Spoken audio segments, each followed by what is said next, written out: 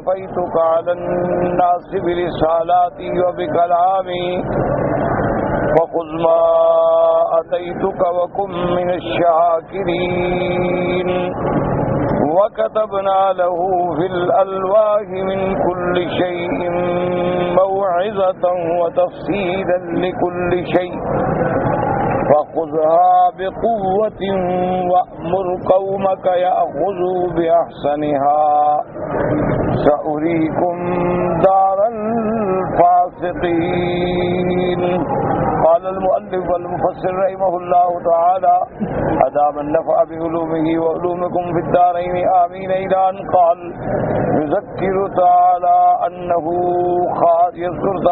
خاطب موسى عليه السلام بأنه اصطفاه على أهل زمانه برسالاته تعالى وبكلامه ولا شك أن محمدا صلى الله عليه وسلم سيد ولد آدم من الأولين والآخرين ولهذا اختصه الله تعالى بأن جعله خاتم الأنبياء والمرسلين الذي تستمر شريعته إلى قيام الساعة وأتباعه أكثر من أتباع سائر الأنبياء والمرسلين كلهم وبعده في الشرف والفضل إبراهيم الخليل عليه السلام ثم موسى إبراهيم خليل الرحمن عليه السلام ولهذا قال الله تعالى فخذ ما آتيتك من الكلام والمناجات وكن من الشاكرين على ذلك. اب مفسر رحمۃ اللہ علیہ ان آیات کی تفسیر بیان فرماتے ہیں کہ اللہ تبارک و تعالیٰ نے ان آیات میں ذکر فرمایا ہے کہ اللہ نے موسیٰ علیہ السلام کو فرمایا کہ میں نے آپ کو چن لیا ہے اپنی رسالت کے لیے بھی اور اپنے کلام کے لیے. تو اب مفسر رحمۃ اللہ علیہ وضاحت فرما رہے ہیں کہ چن لینے کا مطلب یہ ہے کہ اپنے زمانے میں اس زمانے کے اعتبار سے سب سے افضل جو تھے وہ موسیٰ علیہ السلام تھے، لیکن یہ نہیں کہ ہر زمانے کے لیے.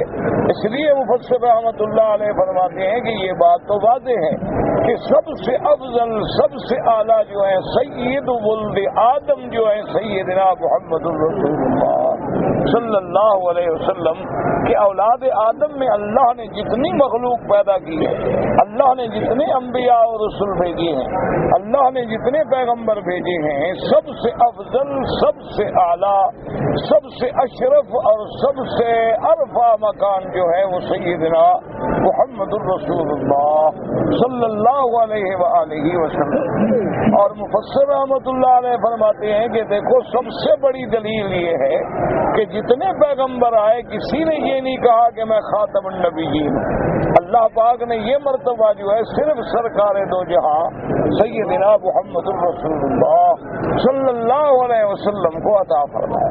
اور اسی طرح ہر پیغمبر کا زمانہ دیکھیں 1000 سال 200 سال 300 سال 400 سال 100 سال، لیکن حضور کی نبوت جو ہے قیامت تک کہ لا نبی بعدہ ولا رسول بعدہ، آپ کے بعد نہ کوئی نبی بھیجا جائے گا نہ کوئی رسول بھیجا جائے گا، اور آپ کے دین کے بعد اب کوئی دین نہیں آئے گا، اور آپ کی کتاب کے بعد اب کوئی کتاب نہیں آئے گی. یعنی ایسے ہے کہ جیسے اللہ نے اپنے نبی کو بھیج کے یہ سلسلہ ہی بند کر دیا. جیسے کہ سرکار دو جہاں صلی اللہ علیہ وسلم نے مثال بیان فرمائی. آپ نے فرمایا کہ ایک آدمی بڑا اعلیٰ مکان بناتا ہے لیکن ایک اینٹ کی جگہ خالی ہو تو ہر دیکھنے والا کہتا ہے یار مکان تو بہت عجیب ہے لیکن ایک جگہ خالی ہے. تو اللہ تبارک و تعالیٰ نے قصر نبوت کی وہ آخری اینٹ جو تھی مجھے بھیج کے مکان کو مکمل کر دیا. آپ نے فرمایا کہ اب میرے بعد نہ کوئی نبی آئے گا اور نہ کوئی رسول آئے گا. اور اسی طرح یہ شرف جو ہے سرکار دو جہاں کو ملا کہ اب اگر دنیا میں کوئی یہودی یہ دعویٰ کرے کہ موسیٰ علیہ السلام پر ایمان ہے، میں اللہ کی توحید بھی مانتا ہوں اور موسیٰ علیہ السلام کا دین بھی مانتا ہوں، تو وہ بھی مومن نہیں ہوگا، کیونکہ حضور نے فرمایا کہ میرے آنے کے بعد جو آدمی پھر میری اتباع نہیں کرے گا وہ اللہ کے ہاں مومن نہیں کہلائے گا. بلکہ حضور پاک صلی اللہ علیہ وسلم نے یہ وضاحت بھی فرما دی کہ اگر اللہ آج موسیٰ علیہ السلام کو بھی زندہ کر کے بھیجتے وہ بھی میری اتباع کرے. اسی لیے ایک حدیث مبارک میں بڑی تفصیل سے یہ بات موجود ہے کہ ایک دن میرے آقا سرکار دو جہاں سیدنا محمد الرسول اللہ صلی اللہ علیہ وسلم کی دربار میں صحابہ بیٹھے ہیں، سیدنا صدیق، سیدنا عمر رضوان اللہ علیہم اجمعین، تو حضرت عمر کے پاس کچھ تورات کے اوراق آ گئے، تو حضرت عمر وہ تورات پڑھ رہے تھے اور سیدنا ابو بکر حضور کے چہرے پہ نظر جمائے ہوئے اپنے نظارہ نبوت سے لطف اندوز ہو رہے تھے۔ فتغیر وجہ رسول اللہ، حضور صلی اللہ علیہ وسلم کا چہرہ جو تھا وہ غصے سے تبدیل ہو گیا۔ حضرت صدیق نے حضرت عمر کو ڈانٹا کہ کیا کر رہے ہو، دیکھ نہیں رہے ہو کہ حضور ناراض ہو گئے؟ تو حضرت عمر نے جب نظر اٹھائی تو دیکھا کہ حضور سخت ناراض ہیں۔ فوراً حضرت عمر نے عرض کیا رضینا باللہ ربا وبالاسلام دینا وبمحمد النبیٰ، محمد مدنی ہم نے اللہ کی ربوبیت کا اقرار کیا ہے، آپ کی نبوت کا اقرار کیا، اسلام کو اپنا دین سمجھا ہے، تو کیا مجھ سے غلطی ہو گئی؟ حضور نے فرمایا عجیب بات ہے کہ میری ہوتے ہوئے اللہ کے قرآن کے آنے کے بعد تم ایک ایسی کتاب کا مطالعہ کر رہے ہو جو تبدیل ہو چکی۔ اور عمر سن لو، اگر لو کان موسیٰ حیا لما وسعہ الا اتباعی، اگر آج موسیٰ علیہ السلام بھی دنیاوی زندگی میں زندہ ہو جائیں تو وہ بھی میری پیروی کریں گے، وہ بھی میری شریعت پہ چلیں گے۔ اور اسی لیے اللہ کی یہ حکمت ہے کہ اللہ تبارک و تعالی نے سیدنا عیسیٰ علیہ السلام کو جو آسمانوں میں بٹھایا ہے وہ دراصل یہی حکمت ہے، کیونکہ ہر نبی کے بعد نبی آ کے پہلے پیغمبر کی تصدیق کرتا ہے، ہر نبی کے بعد اور نبی آئے گا، وہ آ کے تصدیق کرے گا مجھ سے پہلے پیغمبر جو ہیں وہ سب سچے ہیں۔ اب حضور کے بعد تو کوئی نبی آئے گا نہیں، حضور صلی اللہ علیہ وسلم کے بعد تو کوئی رسول نہیں آئے گا، تو لہذا اللہ نے آخری بنی اسرائیل کا پیغمبر حضرت عیسیٰ علیہ السلام کو آسمانوں میں بٹھا دیا کہ وہ اتریں گے اور تصدیق کریں گے شریعت محمد الرسول اللہ اور تابع ہوں گے شریعت محمد الرسول اللہ۔ اسی لیے حدیث میں آتا ہے کہ جب عیسیٰ ابن مریم اتریں گے تو امام مصلی پہ کھڑے ہونے کے قریب ہوں گے، لیکن جب وہ دیکھیں گے کہ اللہ کے نبی حضرت عیسیٰ آ گئے تو وہ ہٹنے لگیں گے، تاکہ جب نبی موجود ہے تو اور کون نماز پڑھائے، لیکن حضرت عیسیٰ علیہ السلام فرمائیں گے کہ نہیں آپ نماز پڑھائیں، اور پہلی نماز وہ ان کے اقتداء میں پڑھیں گے تاکہ دنیا دیکھ لے کہ میں ایک تابع ہوں، میں متبوع نہیں، میں تو خود شریعت محمد مصطفیٰ کے تابع ہوں صلی اللہ علیہ وعلا آلہ واصحابہ وسلم تسلیما کثیرا کثیرا۔ اللہ تبارک و تعالی نے جتنے رسول بھیجے تمام پیغمبر شان والے، اللہ نے ان کو بعض پہ فضیلت عطا فرمائی، لیکن سب سے افضلیت جو ہے اللہ کی مخلوق میں وہ سیدنا محمد الرسول اللہ صلی اللہ علیہ وعلا آلہ واصحابہ وسلم تسلیما کثیرا کثیرا۔ حتیٰ کہ مفسر رحمۃ اللہ علیہ نے فرمایا کہ یہ بھی سمجھ لیں کہ بظاہر تو ابا جو ہے اولاد سے افضل ہوتا ہے باپ، لیکن یہ شان حضور کو ملی ہے کہ حضرت آدم ابا ہونے کے باوجود بھی حضور کے پرچم کے نیچے ہوں گے، یعنی حضور حضرت آدم سے بھی افضل ہوں گے۔ سیدنا ابراہیم علیہ السلام حضور کے جد امجد ہیں، حضور ولد اسماعیل ہیں، سیدنا ابراہیم الخلیل جو ہیں وہ ابو الانبیاء ہیں، لیکن قیامت والے دن حتیٰ کہ ابراہیم خلیل اللہ جو ہے وہ بھی حضور صلی اللہ علیہ وسلم کے پرچم کے نیچے ہوں گے۔ اللہ تبارک و تعالی نے جہاں حضرت خلیل کو لقب عطا فرمایا خلیل اللہ، یاد رکھو یہی لقب بھی میرے مدنی کو ملا، اس لیے ایک صحیح حدیث میں آتا ہے حضور نے فرمایا لو کنت متخذا خلیلا لاتخذت ابا بکر خلیلا ولکن صاحبکم خلیل اللہ۔ حضور نے فرمایا کہ اگر میں کسی کو خلیل بناتا تو ابو بکر کو بناتا، لیکن آپ نے فرمایا میں کیا کہوں، میں تو اللہ کا، اللہ میرا خلیل ہے اور اللہ نے مجھے خلیل بنایا ہے۔ تو جہاں اللہ تبارک و تعالیٰ کی خلت ہو تو کسی اور کا دخل نہیں ہو سکتا، تو حضور کا لقب خلیل اللہ بھی ہے اور حبیب اللہ بھی ہے۔ اللہ تبارک و تعالیٰ نے ابراہیم علیہ السلام کو تو خلیل اللہ بنایا، لیکن اللہ تبارک و تعالیٰ نے میرے محبوب سیدنا محمد الرسول اللہ صلی اللہ علیہ وسلم کو مقام خلت بھی عطا فرمایا اور مقام محبت بھی عطا فرمایا۔ اس لیے اللہ نے قرآن میں واضح کر دیا کہ قل ان کنتم تحبون اللہ، فاتبعونی یحببکم اللہ، اگر تم چاہتے ہو اللہ کی محبت تو اس کا راستہ ایک ہے کہ اتباع کرو محمد الرسول اللہ صلی اللہ علیہ وعلا آلہ واصحابہ وسلم تسلیما کثیرا کثیرا۔ تو اس لیے حضور کے جو خصائص ہیں وہ کسی اور پیغمبر کے خصائص ہیں۔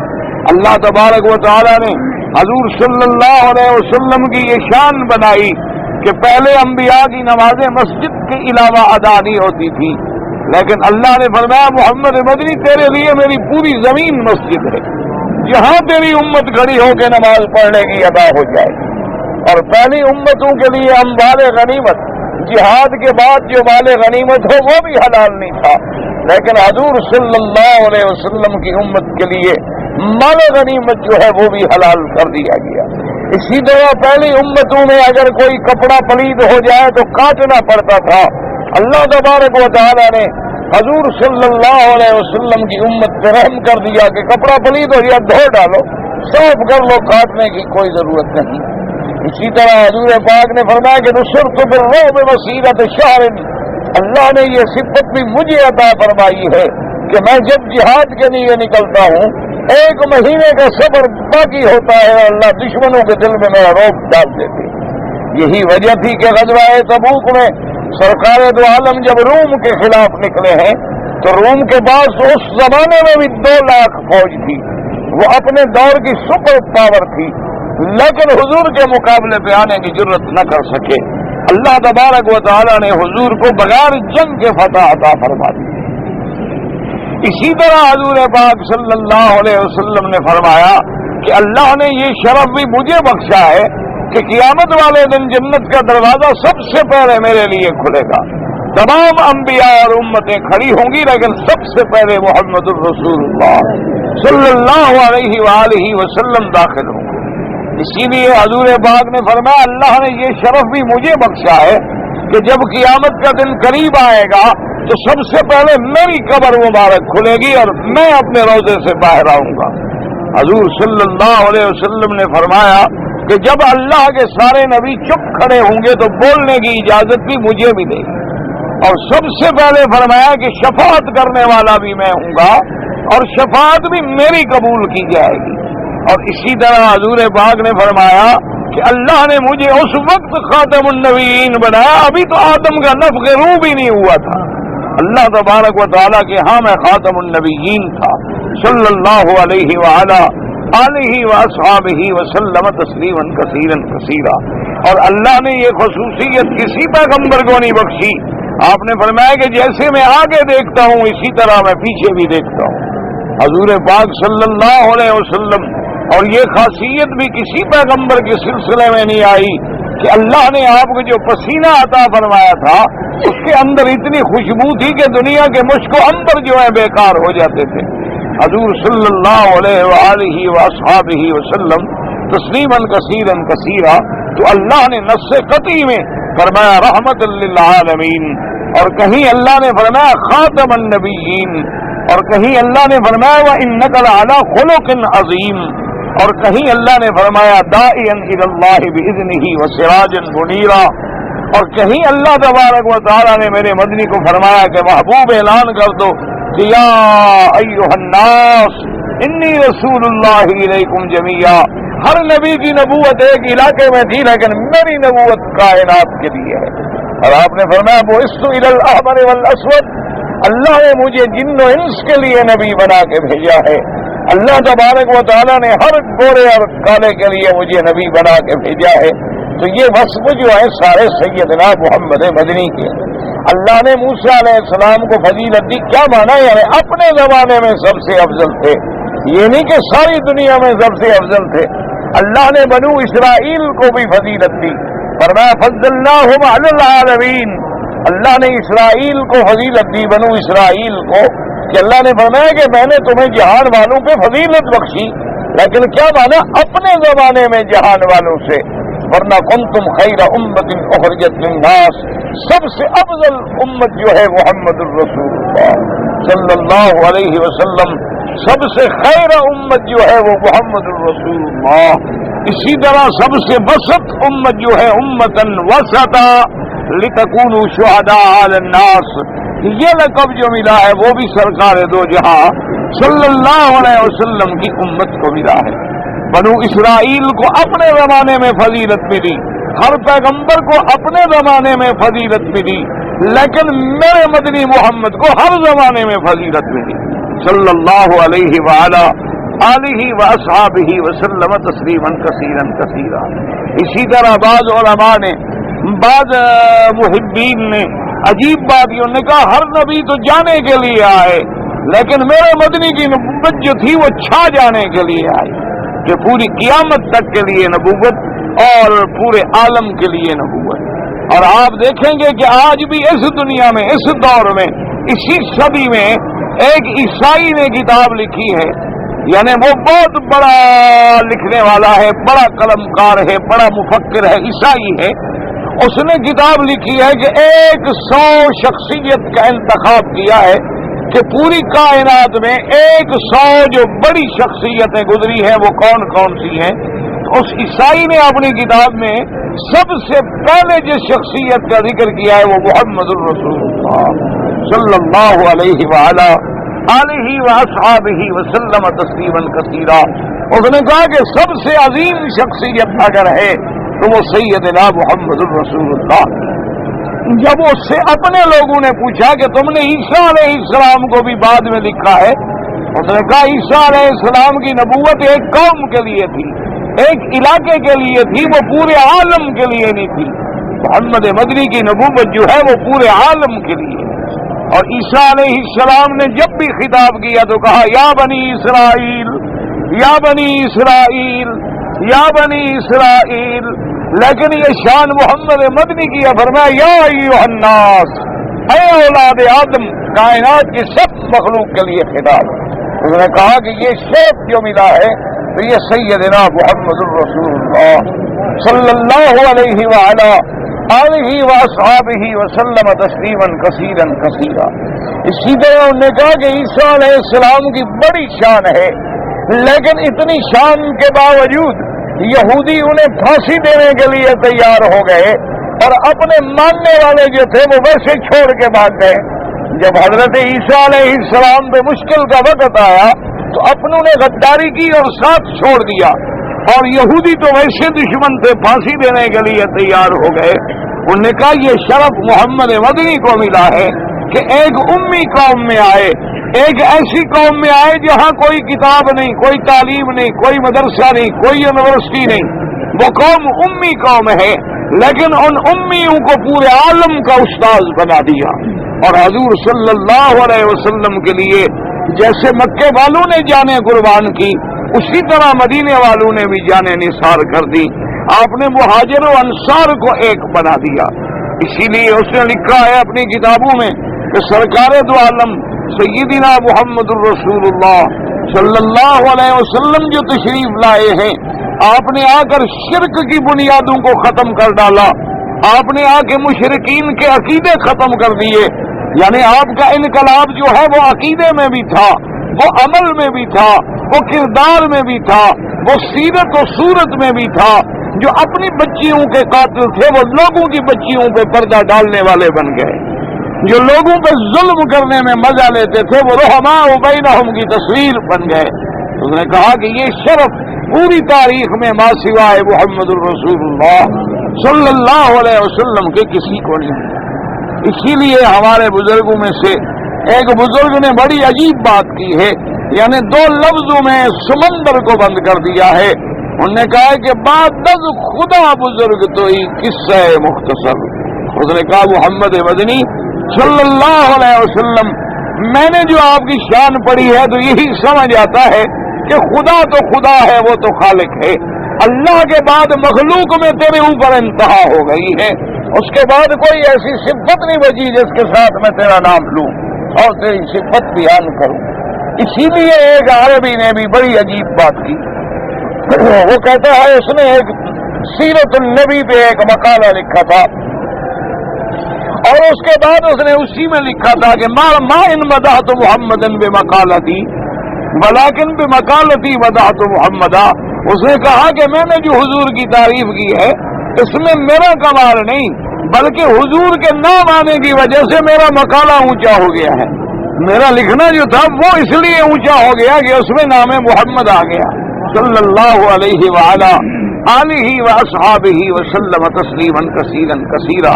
تو یہ مقام جو ہے وہ شرف جو ہے صرف ہمارے آقا سرکار دو عالم رحمت للعالمین رحمت دو جہاں سیدنا محمد الرسول اللہ صلی اللہ علیہ وآلہ آلہ واصحابہ وسلم تسلیما کثیرا کثیرا کو ملا ہے. اور اسی طرح یاد رکھیں کہ قیامت والے دن سب سے زیادہ جو جنت میں ہوگی وہ امت محمد مصطفیٰ ہو صلی اللہ علیہ وآلہ آلہ واصحابہ وسلم تسلیما کثیرا کثیرا. ایک دفعہ حضور پاک نے فرمایا کہ 1000 میں سے 999 جو ہے وہ تو جہنم میں جائیں گے. 1000 میں سے 999 جہنم میں جائیں گے اور ایک جنت میں جائے گا. صحابہ گھبرا گئے. انہوں نے کہا حضور پھر کون جنت میں جائے گا جب یہ نسبت ہوگی کہ 1000 میں ایک 1000 میں 999 تو جہنم میں چلے گئے ایک جنت میں گیا. آپ نے فرمایا گھبراتے کیوں ہو 999 اللہ جنوں سے پورا کریں گے. اللہ میری امت کو تو جنت عطا فرمائے صلی اللہ علیہ وآلہ آلہ واصحابہ وسلم تسلیما کثیرا کثیرا. اللہ کے کروڑوں صلاۃ و سلام ہوں. اور یہ بھی دعا کریں کہ ہم صرف زبانی کلامی عاشق نہ بنے بلکہ اللہ ہمیں صحیح معنی میں عشق محمد نصیب فرما دے.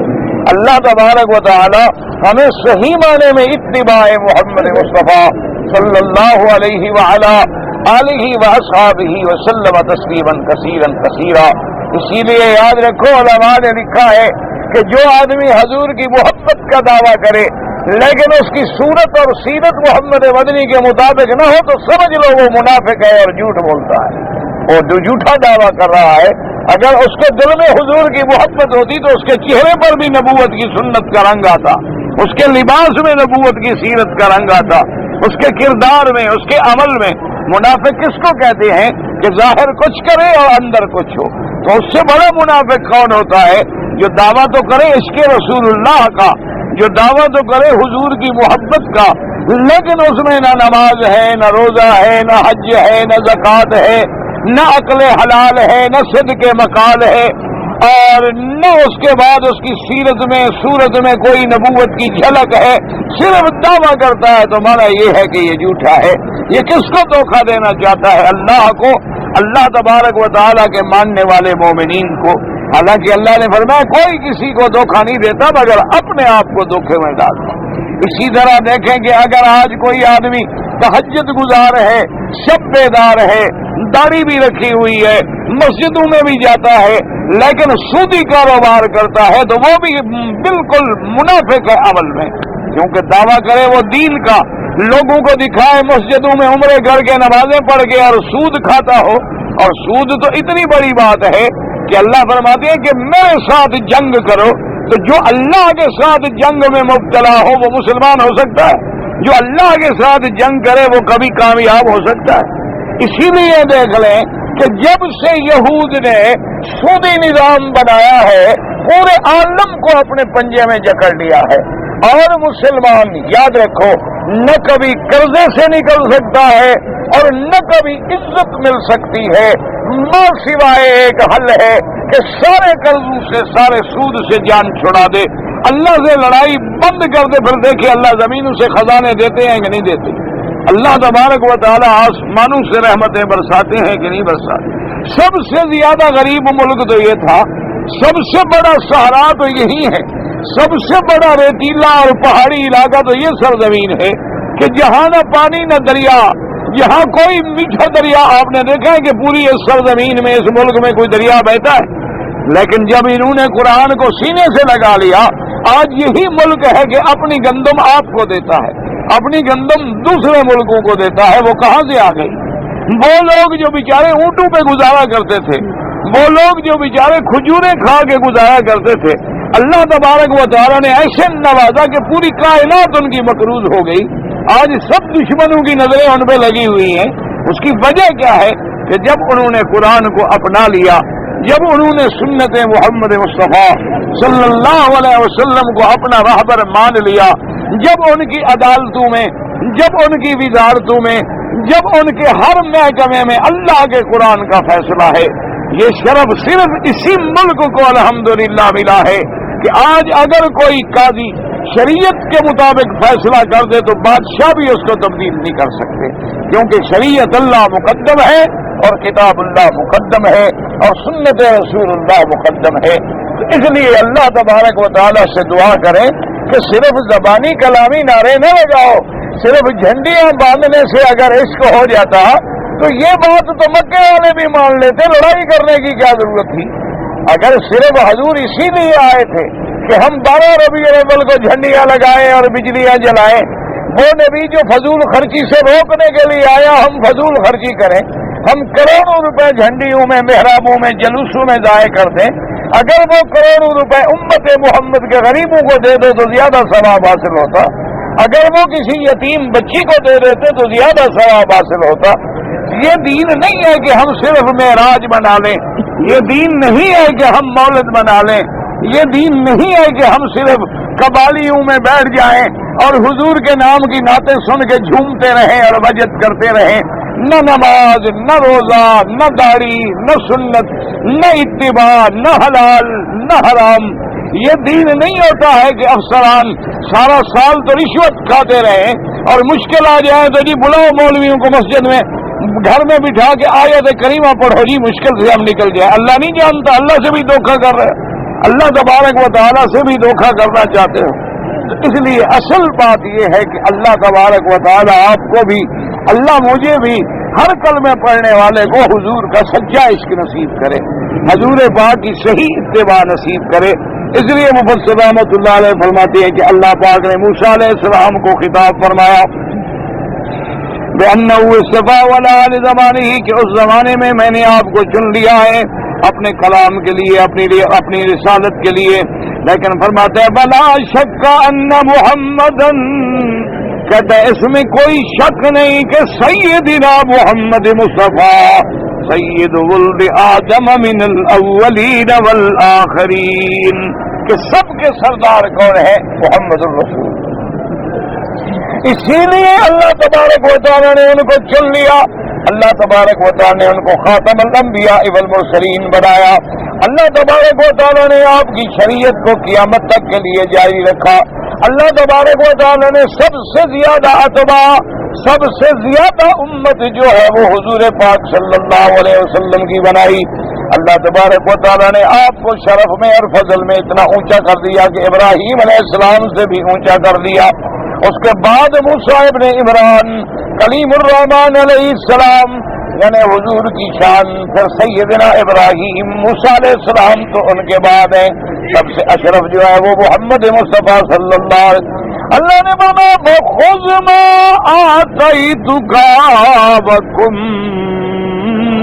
من الشاکرین، کہ موسیٰ علیہ السلام جو میں نے آپ کو کلام نصیب کیا ہے، جو میں نے آپ کو شرف مناجات بخشا ہے، جو میں نے آپ کو کتاب دی ہے، بس اسی کو مضبوطی سے پکڑو اور اسی پہ شکر ادا کرو. آگے بڑھنے کی اور رویت کے سوال کرنے کی اجازت نہیں ہے. اللہ ذالک ولا تم اعلیٰ طاقت کبھی، اور وہ سوال نہ کرو جس کی تم طاقت بھی نہیں رکھتے ہو. طاقت حضرت موسیٰ علیہ السلام نے سوال کیا تھا کہ ارینی انظر الیک، اللہ نے فرمایا میرے پیغمبر وہ سوال نہ کرو جس کی آپ کو طاقت ہی نہیں ہے، جو ہم نے دیا ہے اسی پہ شکر کرو. ثم اخبر تعالی انه كتب له في الالواح من كل شيء موعظة وتفصيلا لكل شيء. اللہ پاک نے اس کے بعد خبر دی کہ آپ کو تختیاں عطا ہوئیں اور ان تختیوں میں تورات کتاب لکھی ہوئی تھی. اللہ تبارک و تعالی نے ان میں ہر چیز کی تفصیل بیان فرما دی. قیل كانت الالواح من جوہر وإن اللہ تعالیٰ قرض فيها مواد وأحكام فصل بينت الحلال والحرام وكان هذه الألواح مشتملة على التوراة. اب مفسر رحمۃ اللہ علیہ فرماتے ہیں کہ بعض علماء کہتے ہیں کہ وہ تختیاں جو موسیٰ علیہ السلام کو دی گئی تھی وہ جوہر تھا ایک قسم کا، اور اسی پہ اللہ تبارک و تعالیٰ نے اپنے مباحث بھی لکھ دیے، اللہ نے اپنے احکام بھی لکھ دیے، اللہ نے حلال و حرام کے فیصلے بھی لکھ دیے، اور وہی کتاب تورات ہے جو موسیٰ علیہ السلام کو عطا فرمائی گئی.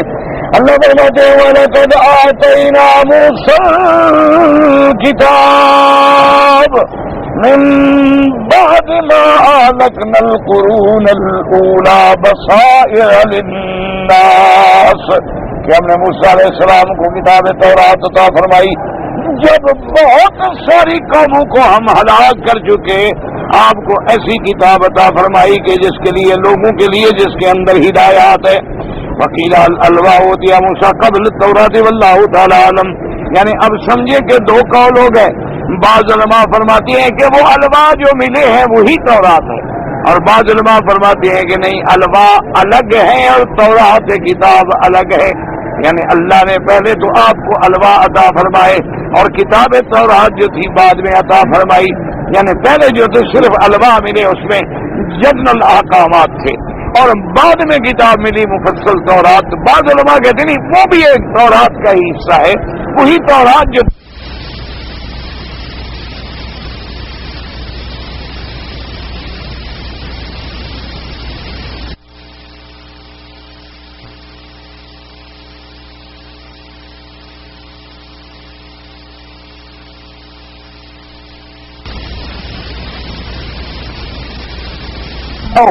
لو مانا، جیسے آپ یاد ہے نا ہم بچپن میں تختیاں لکھتے تھے لکڑی کی، یہ تختی بنی ہوتی تھی نا، اس میں لکھتے تھے خط ٹھیک کرنے کے لیے۔ اب تو وہ تختیاں بھی گئی، تخت بھی گئے، ہر چیز گئی۔ اب تو جناب انگریزی قلم کا رواج ہے، اس لیے ماشاء اللہ آدمی ایم اے بھی کر جائے تو اپنا نام بھی صحیح نہیں لکھ سکتا۔ جی آخر انگریزی قلم کی کوئی برکت تو ہونی ہے نا، اس لیے حضرت تھانوی رحمۃ اللہ علیہ کے بارے میں ایک لطیفہ لکھا ہے کہ حضرت تھانوی رحمۃ اللہ علیہ ایک دفعہ تشریف لے جا رہے تھے سفر میں، تو اس دور میں ٹانگے ہوتے تھے، ٹانگوں کے سفر ہوتے تھے، شہر میں آپ اسٹیشن کے لیے جا رہے تھے، اور حضرت کے ایک بھائی تھے جو انجینئر تھے، وہ اریگیشن میں انجینئر تھے اس دور میں، اس زمانے میں۔ تو حضرت تشریف لے جا رہے تھے ٹانگے میں، اور ادھر سے بھائی جو تھے نا ریلوے سے اتر کے آ رہے تھے، تو وہ چونکہ انجینئر تھے اسی لباس میں تھے، سر پہ ہیٹ پہنا ہوا تھا، یہ پہنتے تھے آگے تھوڑا بھی گرمی رہے اور سن سٹوک سے آدمی بچا رہے۔ تو بہرحال اب بھائی تھے حقیقی، بھائی تو بھائی ہوتا ہے چاہے وہ کچھ ہو۔ تو حضرت نے بھی ٹانگا روک دیا، ان نے بھی ٹانگا روک دیا اور اترے، حضرت بھی اترے ملنے کے لیے۔ تو بھائی جب دوڑے ملنے کے لیے تو پہلے آپ نے ہیٹ اتارا اور اس کے بعد پھر حضرت سے گلے ملے۔ تو حضرت تھانوی نے فرمایا کہ میرے بھائی، انگریز کی ٹوپی میں اور برائی ہو نہ ہو، دو دلوں کو ملنے نہیں دیتی۔ سر پہ ہیٹ پہنا ہوا تو منہ میں لگے گا نا، کیسے ملوگے؟ لازماً اتارو گے تو دل سے دل ملے گا نا۔ تو فرمایا بھئی اور برائی پتہ نہیں اس میں ہو نہ ہو، لیکن یہ برائی تو واضح ہے کہ یہ دو دلوں کو ملنے نہیں دیتی۔ تو اس لیے بہرحال انگریزی قلم اور پنسلوں کا جب سے رواج آیا ہے، اس کا انجام یہ ہوا ہے کہ ماشاءاللہ ایم اے اسلامیات ہونا لڑکا، اس کو کہو کہ ایک صفحہ لکھ دے، ماشاءاللہ وہ نہیں لکھ سکتا، وہ نہیں لکھ سکتا۔ ابھی آپ عشاء کی نماز میں حرم میں طواف میں ذرا غور کر کے چلیں، ہمارے جتنے نوجوان وہ دعائیں پڑھ رہے ہوتے ہیں نا، سبحان اللہ، لفظ بھی اپنے ہوتے ہیں، کلمات بھی اپنے ہوتے ہیں، وہ بھی اللہ کے بندے۔ جب اسلام نے یہ حکم دیا ہی نہیں ہے کہ تم کوئی ایمان سے کہو، اگر حضور پاک طواف میں ساری کائنات کی جتنی دعائیں قیامت تک ہیں ساری پڑھنا چاہتے پڑھ سکتے تھے کہ نہیں پڑھ سکتے؟ یعنی حضور کے لیے کیا مشکل تھی؟ لیکن آخر حضور نے کیوں نہیں پڑھے؟ حضور پاک نے طواف میں سبحان اللہ والحمدللہ لا الہ الا اللہ اللہ اکبر، بعض روایات میں آیا ہے لا حول ولا قوت الا باللہ العلی العظیم، اور رکن یمانی سے حجر اسود تک ربنا آتنا فی الدنیا حسنۃ وفی الآخرۃ حسنۃ وقنا عذاب النار۔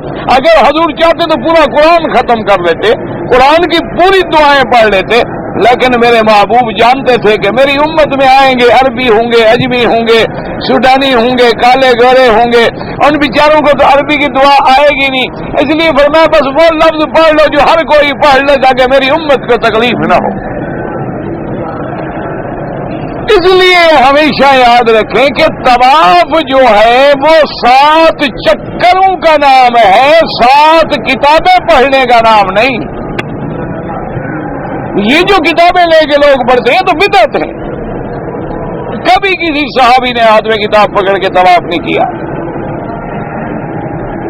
کبھی کسی پیغمبر نے کتاب ہاتھوں میں لے کر، یہ تو علماء بیچاروں نے لکھی تھی کہ لوگ گپے نہ مارتے رہیں، چلو ان کو دعائیں بنا دو، ہر چکر میں کچھ نہ کچھ تو پڑھتے رہے نا بیچارے، ورنہ یہ تو ماشاءاللہ یہاں بھی گنتے رہیں گے 2 ضربے 2 4 4 ضربے 4 16، کیونکہ یہ تو وہ ماشاءاللہ قوم ہے نا، یہ تو طواف کر رہی ہوگی تو فکر تو اپنے پیسوں کا ہوگا، مال کا، بزنس کا، کاروبار کا، ایسی نماز پڑھنے کا کیا فائدہ؟ اس لیے ہمیشہ یاد رکھیں کہ طواف میں یا کسی بھی جگہ دعا وہ ہے جو تیرے دل سے نکلے، جس زبان میں بھی نکلے مانگو۔ اچھا تیرا دل کلمہ پڑھنے میں لگتا ہے، کلمہ پڑھتے رہو، درود شریف پڑھنے میں لگتا ہے، وہ پڑھتے رہو۔ اصل معنی تو یہ ہے کہ تیرا دل جو ہے وہ اللہ کے ذکر میں شامل ہو اور اللہ کا خشوع اور خشیت پیدا ہو جائے۔ اور ایسی ایسی دعائیں مانگ رہے ہوتے ہیں، ہمیں تو سمجھ نہیں آتا کہ کیا مانگ رہے ہیں خدا کے بندے۔ اچھا بعض ماشاءاللہ اچھے خاصے پڑھے لکھے لوگ، اور عربی کے الفاظ اتنے مشکل ہوتے ہیں کہ ایک لفظ کا فرق پڑ جائے تو آدمی مسلمان سے کافر بن جاتا ہے۔ یا تو صحیح معنی میں کوئی دعا بھی یاد ہو، وہ تو ہوتی نہیں۔ تو اللہ تبارک و تعالیٰ سے بہرحال میرے کہنے کا مقصد یہ ہے کہ صحیح معنوں میں اتباع کریں۔ تو بعض علماء فرماتے ہیں کہ الواح مانا تختیاں، کہ یہ الگ تھی اور کتاب تورات الگ تھی، اور بعض علماء نے فرمایا کہ نہیں، الواح پر بھی تورات تھی اور کتاب بھی تورات تھی، اسی کا کچھ حصہ الواح پہ تھا اور کچھ حصہ جو ہے وہ کتاب تورات میں تھا، اور کتاب تورات جو ہے بہت جامع کتاب تھی، لیکن اب جو دنیا میں تورات ہے یہ بالکل بدل گئی۔ اب ہے دنیا میں تورات کا نسخہ، اچھا بعض نے تورات کا نام ہی ختم کر دیا، تلمود نامی کتاب بنا لی یہودیوں نے، لیکن یہ ساری کتاب جو ہے محرف ہے، مبدل ہے، مغیر ہے، تبدیل ہو گئی، وہ اصل تورات سیدنا موسیٰ علیہ السلام کی باقی نہیں رہی، کیونکہ جب حضور کے زمانے میں جو تورات تھی وہ بھی بدلی ہوئی تھی، حضور کے سامنے جب تورات لائی گئی تو تحریف کر دی گئی، تبدیلی کر دی گئی۔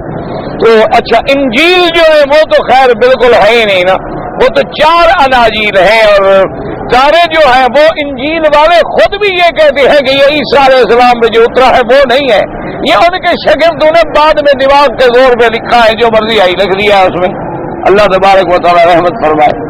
اسی طرح یہ شرف جو ہے، ورنہ تورات بڑی کتاب تھی، بڑی جامع کتاب تھی، اور اس کے بعد جو کتاب آئی ہے وہ اللہ کا قرآن، اللہ تبارک و تعالیٰ کا قرآن جو ہے وہ سب سے بڑا جامع کتاب۔ اس لیے مفسر رحمۃ اللہ علیہ فرماتے والا کل تقدیر مکان کرتا بھی دے مذہب کو اتنا من اللہ عالم، یعنی اللہ تبارک و تعالیٰ نے فرمایا کہ موسیٰ علیہ السلام رویت کے بدلے میں ہم نے آپ کو کلام نصیب کر دیا ہے، ہم نے آپ کو الواح عطا فرما دیے ہیں، بس جو کچھ ہم نے دیا ہے اسی کو لے لو اور اسی پہ شکر کرو اللہ تبارک و تعالیٰ کا۔ وَقَوْلُهُ تَبَارَكَ وَتَعَالَى فَخُذْهَا بِقُوَّةٍ، اللہ نے حکم دیا کہ پکڑو قوت سے۔ قوت کا کیا ہونا، یعنی کہ زور سے۔ قوت کا معنی یہ ہے کہ عزم و ارادے سے لو تاکہ اس پہ عمل کرو، تاکہ ان چیزوں پہ جو اللہ کے حکم ہے ان پہ عمل کرو، ان کے تابع رہو۔ وَأْمُرْ قَوْمَكَ بِيَأْخُذُوا بِأَحْسَنِهَا قال سفیان حدثنا ابو سعد ان اکرامۃ عن بعض کرام ابو سعد یاخذ شد ما قومه، اللہ نے فرمایا کہ اپنی قوم کو بھی ہدایت دے دو کہ وہ بھی تورات میں جو حکم ہے سب کے سب آسن ہے، سب کے سب جو ہے عظیمت والے ہیں، ان کو پکڑے اور اس پہ عمل کرے۔ بعد میں فرمایا بِأَحْسَنِهَا کا کیا معنی، بِأَشَدِّهَا، یعنی ایک حکم میں رعایت ہوتی ہے، ایک میں عظیمت ہوتی ہے، تو اپنی قوم کو سمجھاؤ عظیمت پہ عمل کریں۔ اور بعد میں فرمایا بِأَحْسَنِهَا کا معنی کیا ہے کہ سب کے سب آسن ہے تورات کے، چونکہ اللہ کا کلام ہے، اللہ کا حکم ہے، اللہ کے حکم تو سب سے سب بہتر ہوتے ہیں۔ اور اس کے بعد فرمایا اپنی قوم کو ہدایت کریں، سَأُرِيكُمْ دَارَ الْفَاسِقِينَ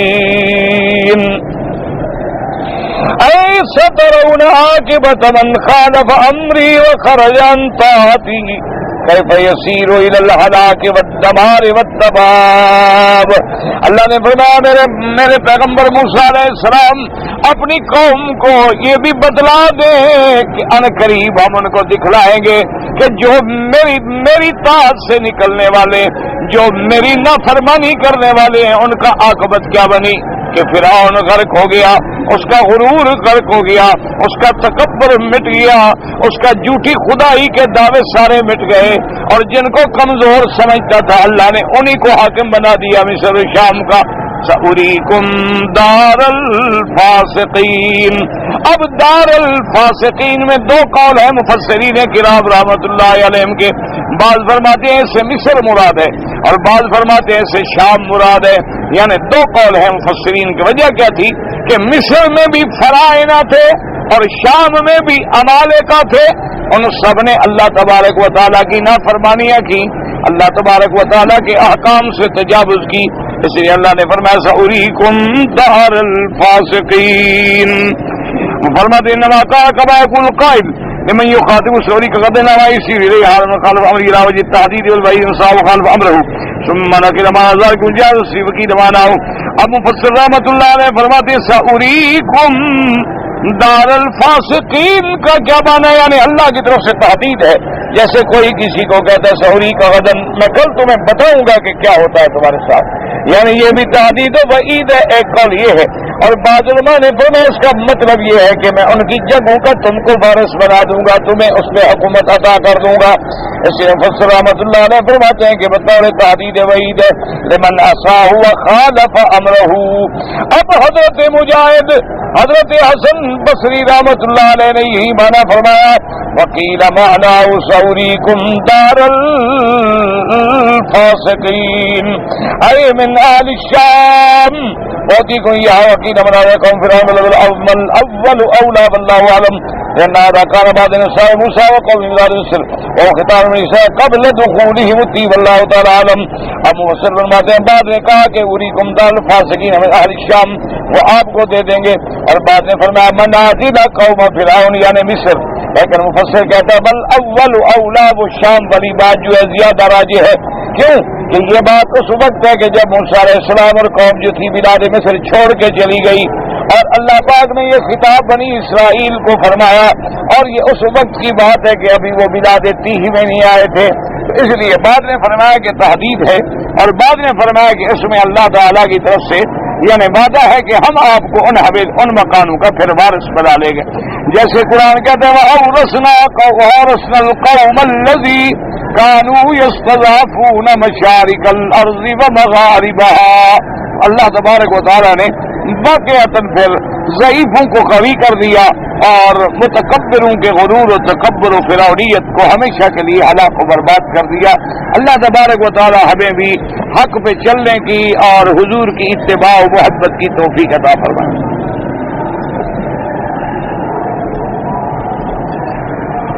کہتے ہیں جی کہ حنفی مسلک میں امام ابو حنیفہ رحمۃ اللہ علیہ کے نزدیک کیا سفر کی حالت میں دو نمازیں جمع ہو سکتی ہیں یا جمع نہیں ہو سکتی، یعنی دو نمازیں ظہر اور عصر اور مغرب اور عشاء؟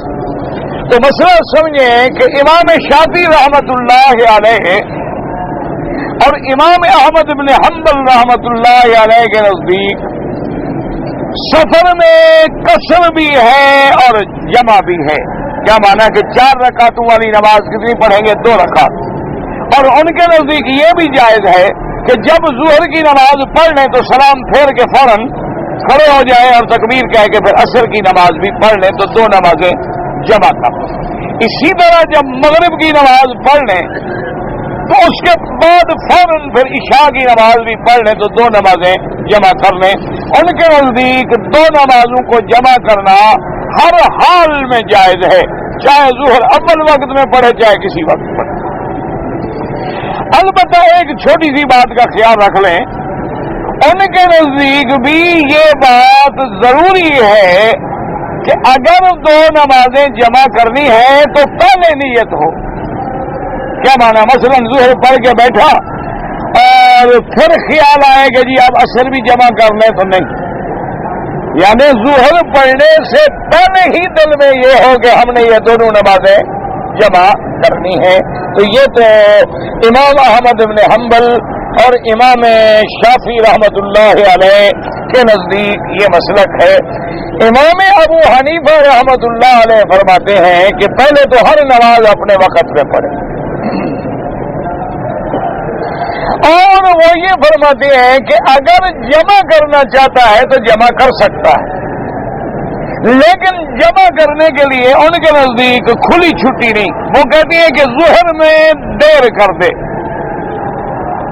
مثال کے طور پہ ظہر کی نماز شروع ہوتی ہے 12:30 بجے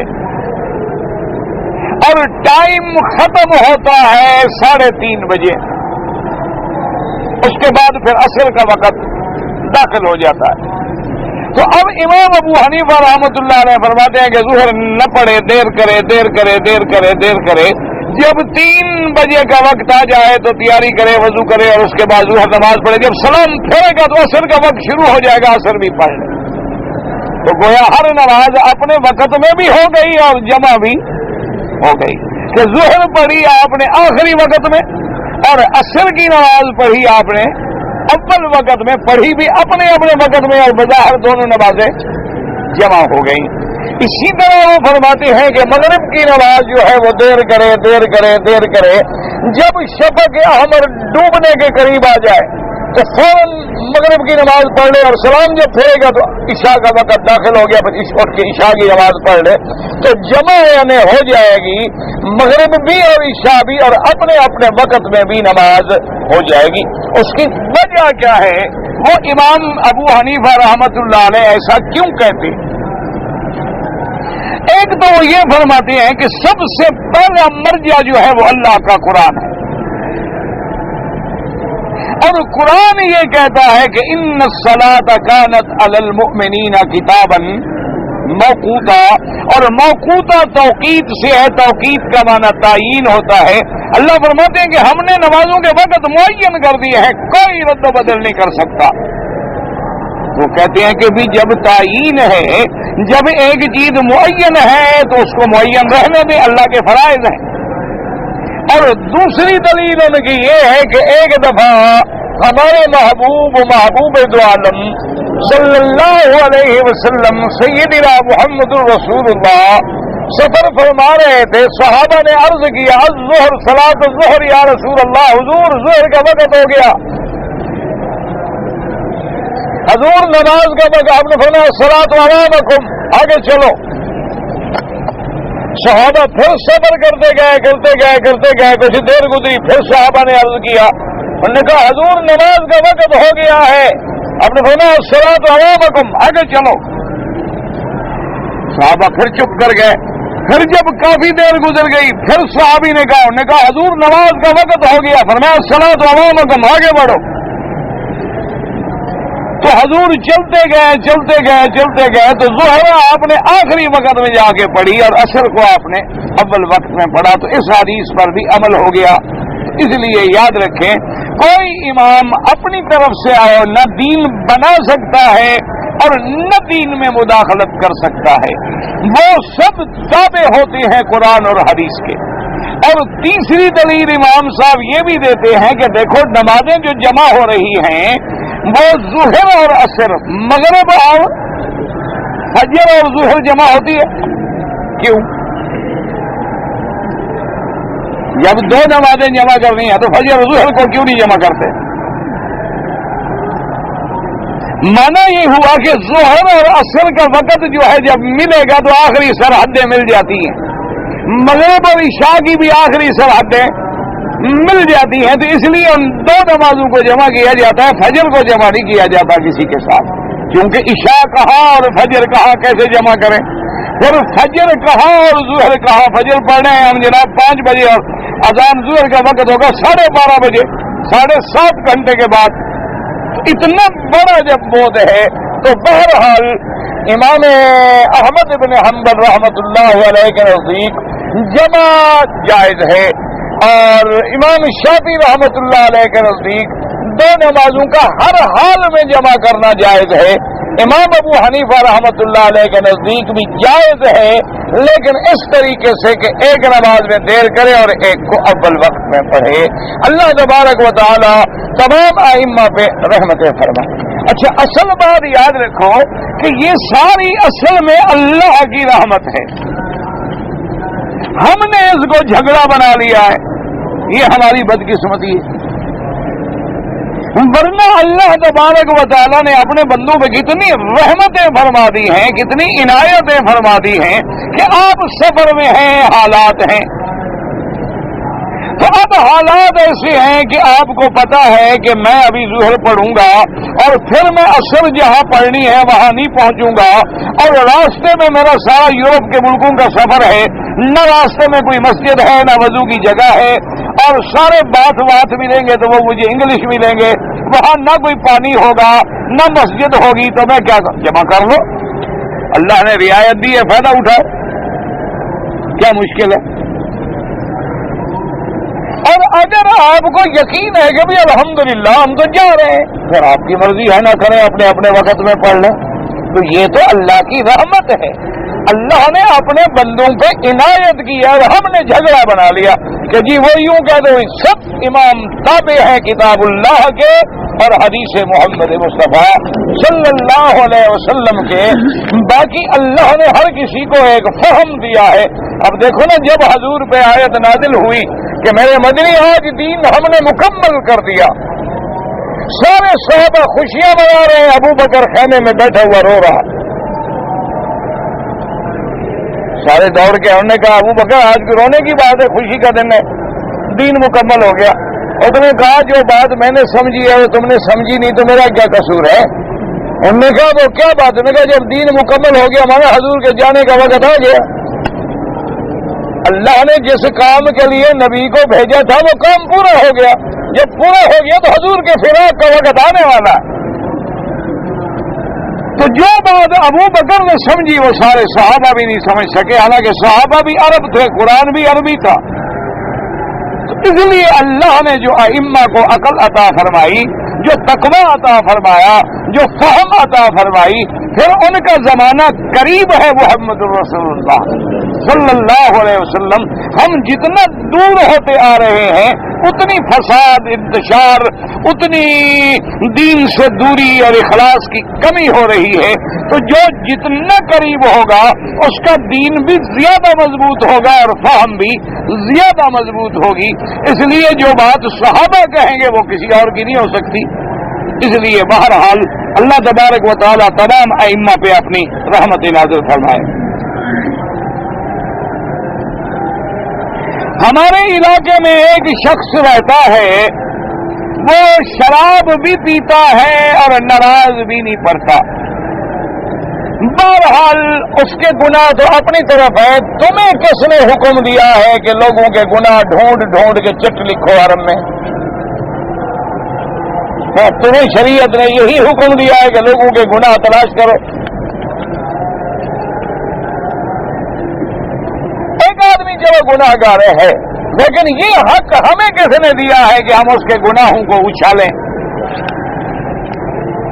ایک حدیث یاد کر لو، حضور پاک کا فرمان ہے جو کسی گناہگار کو دیکھ کر طنز کرے کہ یار یہ بڑا گندا زانی آدمی ہے، شرابی ہے، اللہ اسی بیماری میں تمہیں مبتلا کریں گے۔ اللہ کو اپنے بندے کو خود تو چاہے جہنم میں ڈال دے، لیکن تمہیں زبان کھولنے کا حق نہیں دیتا۔ اللہ کو اپنا بندہ بڑا پیارا ہے۔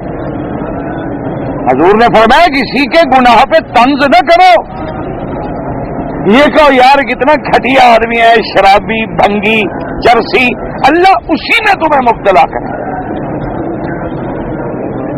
اور اسی طرح ایک حدیث ہے میرے مدنی پاک کی، حضور نے فرمایا جب تم کسی گناہگار پہ پردہ ڈالتے ہو اللہ تیرے گناہوں پہ پردہ ڈال دیتے، اور جب تم کسی کے گناہوں کو اچھالو گے تو اللہ تمہیں گھر کے اندر ننگا کر دیں گے، کمرے کے اندر۔ اس لیے ایک دفعہ حضرت عمر رضی اللہ تعالی عنہ سیدنا امیر المومنین حضرت عمر گزر رہے تھے اور آپ کا خادم بھی ساتھ تھا. آپ کے کان میں آواز آئی. آپ نے فرمایا اور دیوار کے ساتھ کان لگا کے سنا. آپ نے اپنے غلام چونکہ رات کو حضرت عمر گشت کرتے تھے, دیکھتے تھے کہ لوگوں کا کیا حال ہے, تو آپ نے فرمایا معلوم ہوتا ہے کہ اس مکان کے اندر کوئی آدمی شراب بھی پی رہا ہے اور کوئی لڑکی بھی ہے گانا گا رہی. حضرت عمر نے اپنے خادم سے کہا کہ تم ادھر سے خیال رکھو اور میں ادھر سے دیوار پھلانگ کے اس کو پکڑتا ہوں. حضرت عمر نے دیوار پھلانگی تو باقی شراب بھی پی رہا تھا اور ایک گانے والی گانا بھی گا رہی تھی. حضرت نے فرمایا عدو اللہ کے دشمن, تم سمجھتے ہو کہ چار دیواری میں چھپ جاؤں گا, عمر کی آنکھیں نہیں پہنچے گی, سیدھے ہو جاؤ. اس نے کہا عمر بات سنو, مجھے تو سزا جب دینا نا تم دے دینا, میں تیار ہوں. میں نے گناہ کیا ہے, شراب بھی پیا ہے, گانا بھی سن رہا ہوں اور گناہ تو سامنے ہے. لیکن ایک بات سنو, اللہ نے قرآن میں فرمایا کہ ولا تجسسوا, کہ لوگوں کے گناہوں کے کان لگا کے جاسوسیاں نہ کیا کرو. تم نے کیوں جاسوسی کی میرے گھر کی؟ اور اللہ نے فرمایا وَأْتُوا الْبُيُوتَ مِنْ أَبْوَابِهَا, کسی کے گھر میں دروازے پر اذن کے بغیر اندر داخل نہ ہو. تم دیوار پھلانگ کے کیوں آئے ہو؟ تم نے بھی قرآن توڑا ہے. چلو قاضی کے پاس, مجھے بھی سزا ہوگی, تمہیں بھی سزا ہوگی. عمر ٹھہر گیا. انہوں نے کہا باقی میں نے بھی غلطی کی ہے, میں اپنی غلطی کی. انہوں نے کہا تو پھر دونوں چپ کر جائیں, ایک دوسرے کے گناہوں پہ پردہ ڈال دیں. حضرت نے کہا چلو میں راضی ہوں بھائی, میں تمہیں معاف کرتا ہوں, آئندہ تم توبہ کرو اور میں بھی توبہ کرتا ہوں. اس لیے ہمیشہ یاد رکھو کہ ایسی باتیں چٹ لکھ کے اللہ کے حرم میں نہ بھیجا کرو, فلاں شراب پیتا ہے, فلاں ایسا کرتا ہے. اللہ معاف کرے, ہم اپنے گناہوں کو تو دیکھیں ہم کیا کرتے ہیں. نہ شراب پینا تو گناہ ہے, لیکن سارے قرآن میں شرابی پر لعنت ہے, جھوٹ بولنے والے پر تو لعنت بھی ہے. تو جھوٹ کون نہیں بولتا؟ تو کون سے ہم گناہوں سے پاک ہیں؟ ہم سب گناہ گار ہیں. حضور نے فرمایا کلنا خطاؤون وخیر الخطائین التوابون. باقی رہ گیا مسئلہ سمجھ لو, جو آدمی مستقل نماز چھوڑ دیتا ہے اس کے بارے میں امام احمد بن حنبل فرماتے ہیں کہ وہ کافر ہو گیا, اسلام سے نکل گیا. وہ کہتے ایک نماز بھی چھوڑ دے تو کافر ہو جاتا ہے, اور اگر مر جائے جنازہ بھی نہ پڑھو اور مسلمانوں کے قبرستان میں دفن بھی نہ کرو. اور باقی ائمہ فرماتے ہیں کہ وہ فاسق و فاجر ہے اور ایسا گناہ کیا ہے جو اس کو کفر تک لے جائے گا, یعنی کافر بنا دے گا لیکن بنا نہیں. تو بہرحال تم دعا کرو اس کے لیے, اللہ اس کو توبہ کی توفیق دے اور اللہ اس کو اس عذاب سے چھڑائے. اور اللہ سے دعا کرو جو لوگ بھی نشے میں, منشیات میں, ان مصیبتوں میں, ان عذابوں میں مبتلا ہے, اللہ اپنی رحمت سے سب کو چھٹکارا نصیب کر دے اور اللہ تبارک و تعالی سب کی ہدایت کے فیصلے کر.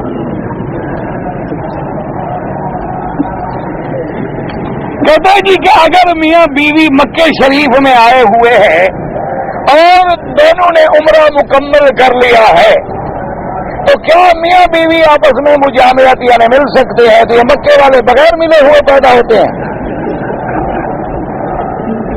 یہاں جتنے لوگ پیدا ہو رہے ہیں اوپر سے گرتے ہیں. عجیب بات ہے, بھی تمہاری بیوی ہے جب عمرہ ختم ہو گیا حلال ہے, یہ کیا بات ہے؟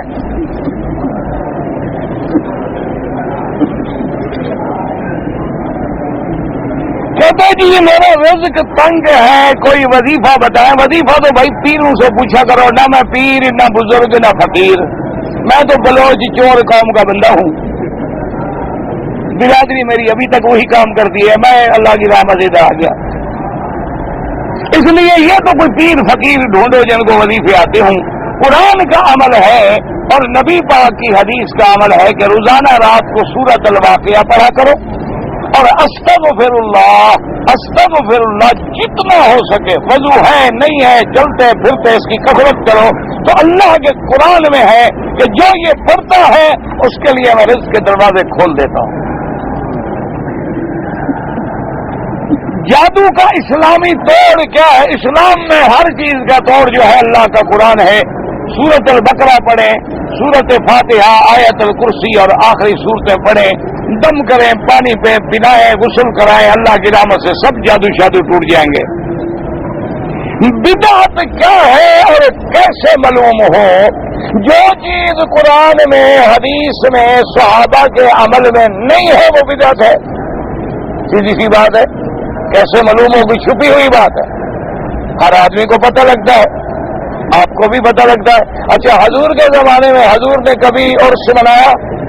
ہاں جی، نہیں. اگر منایا تو آپ بتائیں، سیدھی بات ہے. جھگڑا کیا ہے؟ ہم بھی شروع کر دیں گے کل. حضور پاک نے بی بی خدیجہ کا، اپنی بیٹیوں کا، بیٹوں کا کسی کا عرس شریف منایا؟ ہاں جی، نہیں منایا تو بدعت ہو گئی. حضرت بلال نے اذان سے پہلے درود تاج اور الصلاۃ والسلام علیک یا رسول اللہ پڑھا تھا، اور حضرت بلال کے زمانے میں درود تاج لکھا ہوا بھی تھا. تو جب حضور کے زمانے میں نہیں پڑھا گیا تو کیا ہو گیا؟ یہ تو کھلی سی بات ہے، اس میں مشکل کیا ہے سمجھنے کی؟ دیکھتے ہیں کہ جو کام حضور کے زمانے میں ہوا ہے وہ سنت ہے، جو سرکار کے زمانے میں نہیں ہوا وہ بدعت ہے.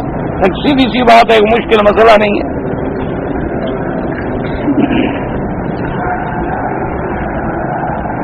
خود کے برجم سے مانا ہے کہ جب آپ شفاعت فرمائیں گے، حمد کا مانا اللہ کی حمد و ثنا، اور حمد و ثنا کرنے کے بعد اللہ تبارک و تعالیٰ کے دروازے میں سجدہ کریں گے، اور سجدے کرنے کے بعد آپ کو حکم ملے گا ارفع راسک سلطوتا، کہ محمد مدنی سر اٹھا لیں، آپ کی درخواست جو ہے وہ قبول ہو.